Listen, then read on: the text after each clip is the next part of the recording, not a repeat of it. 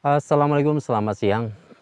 Salam panas-panasan, salam sejahtera buat kita semuanya. Semoga hari ini dan seterusnya kita selalu diberikan kesehatan, keberkahan umur untuk bekal ibadah kita kepada Allah Subhanahu wa taala, untuk meningkatkan iman dan takwa kita kepada Allah Subhanahu wa taala. Amin. Amin. Subrek, jangan lupa disubrek. Bantu disubrek guys, biar channelnya terus berkembang. Berkat doa dan dukungan kalian dan mudah-mudahan menjadi amal digital buat jenengan. Amin. Amin. Alhamdulillah siang ini sambil panas-panasan saya udah sampai di kebunnya punya Pak Wahyu. Ini di Desa Jatiwara ya, Kecamatan Kerakal, Kecamatan Alian. Kecamatannya di Desa Kerakal, Kecamatan Alian, Kebumen. Ini perkembangannya, pertumbuhannya alhamdulillah bagus sekali, subur sekali.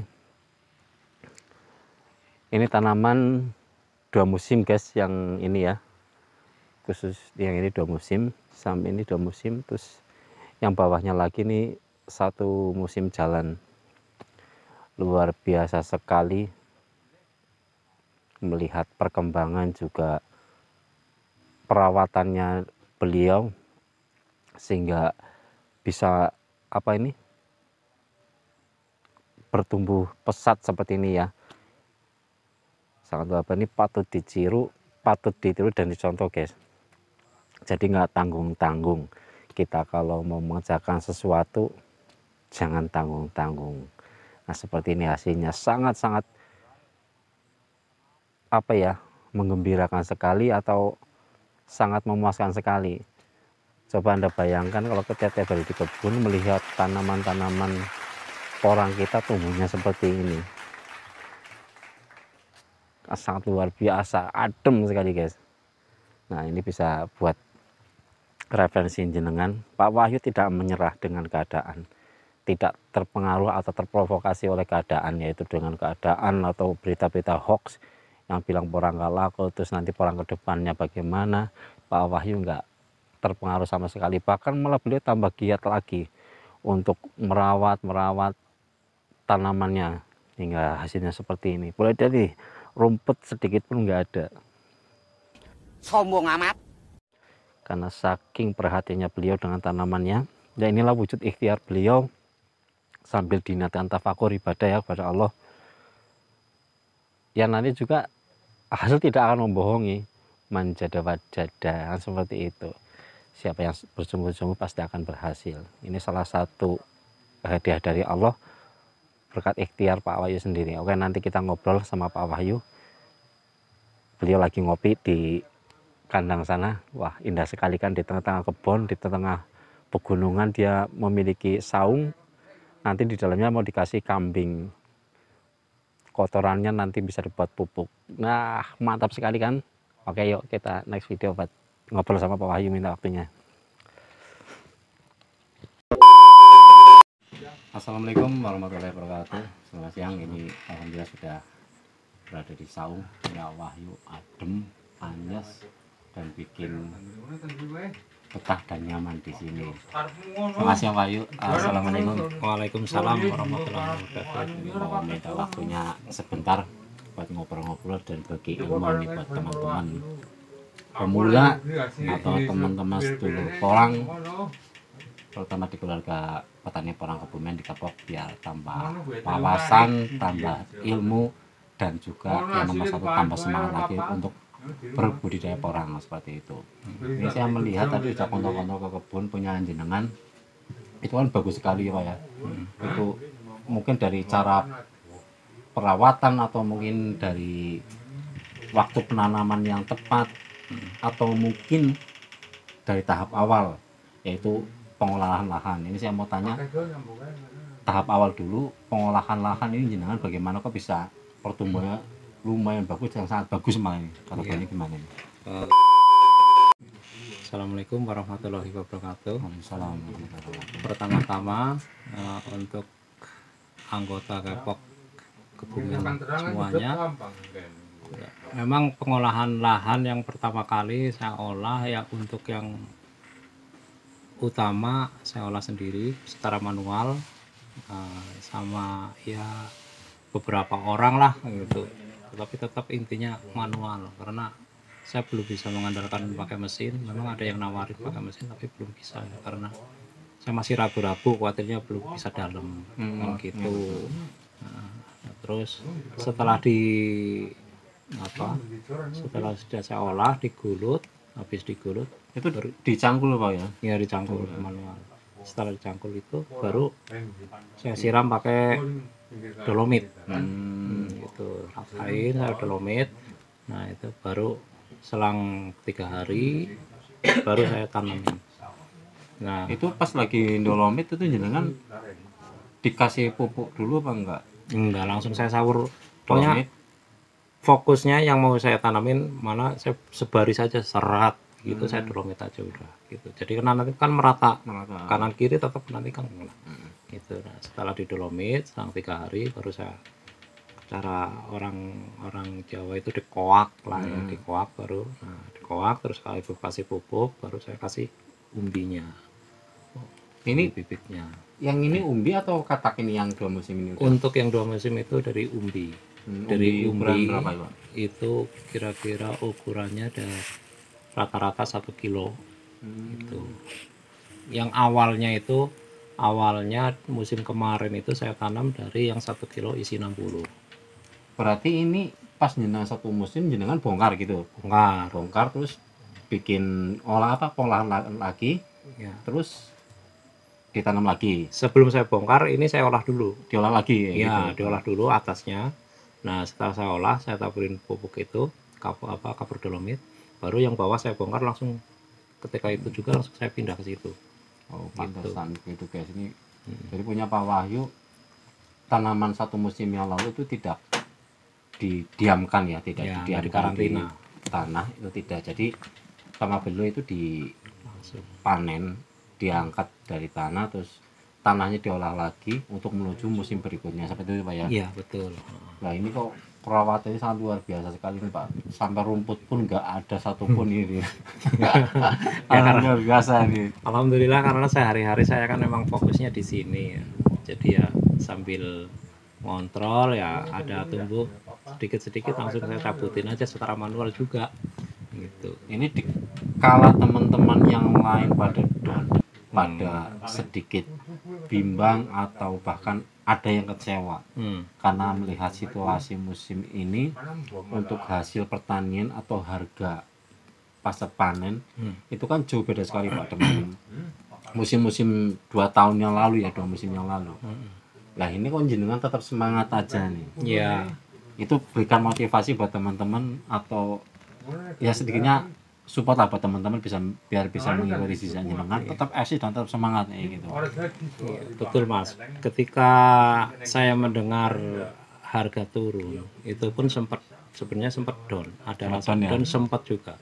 Tapi ketika saya pikir lagi, di Indonesia komoditas apa sih, kalau namanya komoditas pertanian itu semua ada fluktuasinya, ada masanya turun, ada masanya naik. Betul. Itu pasti begitu. Hukum pasar berarti Hukum pasar, makanya udahlah kita tanam aja. Gitu. Yang penting laku, modal bisa kembali sudah. Daripada saya tanamin di sini orang namanya lahan terasiring kayak gini, ditanamin padi juga malah gede modalnya daripada hasilnya. Gitu ya. Gitu dong. Nah, ini kan kalau melihat berita mulai tahun kemarin ya pas panen raya, itu mulai ada kendala di harga. Karena salah satunya yang menjadi harga turun adalah masalah kualitas. Karena ekspor terbesar porang dari Indonesia ke luar negeri yaitu ke China. Itu kan tujuannya ke China Pak. Ke China itu paling besar. Nah, saat ini pemerintahan Indonesia khusus untuk masalah ekspor porang itu kan sedang dikomplain. Betul. Dikomplain dalam kualitas. Ya. Ini kan teman-teman ini masih banyak sekali yang belum tahu. Jadi masih banyak sekali teman-teman kita terutama di petani pemula itu yang cuma memanfaatkan atau menjual hasil panen berdasarkan berat. Ya. Seperti itu, tanpa memikirkan kualitas. Seperti itu. Sedangkan yang diharapkan oleh buyer di luar itu kan kita bukan jumlah kuantitas, tapi Betul, kualitas yang diminta kualitas, seperti iya. itu. Mungkin kalau untuk masalah kuantitas atau jumlah, Indonesia ini terbesar Iya. untuk masalah orang. Tapi untuk kualitas Indonesia saat ini jauh sekali dari negara-negara lain kayak gitu. Karena ketidaktahuan petani pemula kayak Iya. gitu. Dia tidak mau mencari apa sedikit ilmu atau wawasan atau menambah ilmu dari yang lebih paham. Jadi belum waktunya dipanen sudah dipanen. Sudah dipanen. Kadar air masih tinggi dipanen. Iya. Nah, sedangkan yang diminta oleh buyer itu kan bukan berarti kualitas. Iya. Nah, apakah nanti ini kedepannya akan selalu begitu atau akan memperbaiki atau bahkan angkat kaki mundur dari dunia porang? Nah, ini kalau jenengan sendiri cara menyikapinya atau mungkin pesan-pesan buat teman-teman yang pemula biar tidak terkena dampak global, karena ini kan cara-caranya itu kelakuannya satu oknum, beberapa Iya. oknum, tapi imbasnya ini kan Imbasnya global semuanya. Ah. Iya. Nah, kalau jenengan sendiri nanti untuk bisa mengedukasi teman-teman yang lain yang petani, terutama petani pemula ya, biar bisa mengikuti jejak petani porang yang ada di mungkin kayak Vietnam, Thailand atau yang lain, itu gimana begitu jenengan? Ya, kalau sebenarnya saya juga pemula ya. Cuma akan kalau saya teliti sebenarnya gini. Kalau saya sistemnya tanam itu sistem umpak gitu. Sistem umpak maksudnya di sini saya bikin yang 2 musim, nanti yang di bawahnya itu yang baru 1 musim. Nah, untuk yang baru 1 musim, nanti yang 2 musim itu kalau musim panen sudah dorman, saya misalkan biarkan sampai 2 bulan dorman. Nah, itu baru bisa dibongkar. Nah, nanti disusul yang 1 musim itu dipindah ke atasnya. Nah, baru bibit yang baru untuk tanam berikutnya. Mungkin untuk antisipasi kualitasnya itu di situ mungkin bisa tercapai gitu. Berarti sama seperti saya menamai beberapa teman seperti itu kan, karena saya tidak mata dalam arti kita tanam pakai umbi semua atau pakai katak semua enggak. Jadi dalam mungkin satu lahan dalam kapasitas 1 hektar itu saya isi ada beberapa kriteria, satu dari umbi, terus katak super, juga katak mini. Jadi ini kan bisa buat referensi. Ini loh tahapannya kalau kita tanam pakai umbi, ini tahapannya kalau kita tanam pakai katak super, dan seterusnya seperti itu. Jadi bisa tahu misalkan nanti kalau kita panen di bulan ini hasilnya seperti ini. Terus kalau kita tanam pakai umbi dipanen bulan sekian ini hasilnya seperti ini kayak gitu. Nah, terus kalau cara perawatan ini punya jenengan ini kan kalau melihat dari tanamannya bagus sekali. Pupuknya ini pakai pupuk apa, Pak? Kalau saya pakai pupuk kandang yang saya fermentasi, benar-benar saya fermentasi selama 1 bulan full gitu. Made in sendiri ya? Made in sendiri, saya bikin sendiri. Atau mungkin ada kelompok tani mungkin? Enggak ada. Saya selama 3 bulan saya benar-benar bikin pupuk. Fokus di pupuk dulu ya? Fokus di pupuk dulu selama musim kemarau. Mulai musim kemarau saya mulai bikin pupuk, terus saya banyakin. Nah, setelah waktunya tanam baru saya aplikasikan. Nah, ini kembali ke pertanyaan awal untuk masalah pengolahan lahan. Ini jenengan pas waktu pengerjaan lahannya, ini kan musim tanam biasa tanam di musim, kalau di orang Jawa itu kan kerapiak yang masa kapat gitu ya. Iya. Nah, itu jenengan pengolahan lahannya di bulan apa ini? Kalau kemarin saya bulan Agustus sudah mulai pengolahan lahan. Mulai pengolahan lahan, saya pilihin akar-akar rumput gulma yang kayak akar alang-alang, saya pilihin dulu. Ya walaupun sendirilah, biarin secara manual. Nah, sudah gitu saya bakar, buangin, nah baru saya biarin, saya taburin dolomit, saya biar dulu, saya nunggu musim mulai menginjak musim kapat ya, kalau orang Jawa gitu musim kapat baru saya berani tanam. Alhamdulillah begitu tanam baru 2 hari itu sudah ada hujan, walaupun hujan itu baru 2 sore lah, sebentar paling nggak buat nyiram. Nah, kemarin sempat pernah berhenti sampai lama juga, hampir 2 minggu. 2 minggu ya. Sempat ini juga saya sempat was-was, aduh ini udah terlanjur tumbuh, gimana mau saya kocorin apa mau gimana gitu. Alhamdulillah sorenya terus hujan deras gitu, alhamdulillah di situ. Nah ini kalau kita melihat berita yang kemarin yang terbaru bahwa nanti ke depannya bakal ada sertifikasi tentang pengolahan lahan, karena mungkin apa kualitas yang diharapkan ini kembali kualitas ya Pak ya. Yeah. Tercapainya kualitas bagus itu kan karena mungkin ada pendampingan atau mitra mungkin seperti itu ya, karena ada pendampingan dari orang yang paham. Jadi nanti tahu berita ini sudah valid apa belum saya belum begitu mendalami karena saya juga masih mempertanyakan ini di Dinas Pertanian, tapi sampai saat ini juga belum ada jawaban. Ini masalah nanti ke depannya petani yang khusus budidaya porang nanti itu ada sertifikasi seperti itu ya. Iya, jadi biar apa ya, mungkin ya tujuan supaya nanti petani porang itu bisa menjadi petani porang yang cerdas dan profesional. Seperti itu, bisa mengikuti jejak langkah petani-petani yang ada di negara lain seperti di Myanmar, Thailand seperti itu. Nah ini tanggapan jenengan ini gimana? Ya kalau untuk saya pribadi sih ya bukannya kita nyantai-nyantai aja ya, kita walaupun nggak ada kabar untuk sertifikasi masalah bibit atau masalah untuk lahan gitu, tanah gitu, kualitas tanah ya, kalau tanah kita sendiri apa salahnya kalau kita kita betulkan dari nutrisinya sampai kalau kayak orang itu vitaminnya lah kita benerin lagi gitu, olah lagi yang tadinya terbiasa pakai pupuk kimia kita rubah pakai pupuk kandang, kurangin gitu ya. Itu yang saya lakukan kayak gitu. Emang sekarang lagi masa pembenahan gitu loh.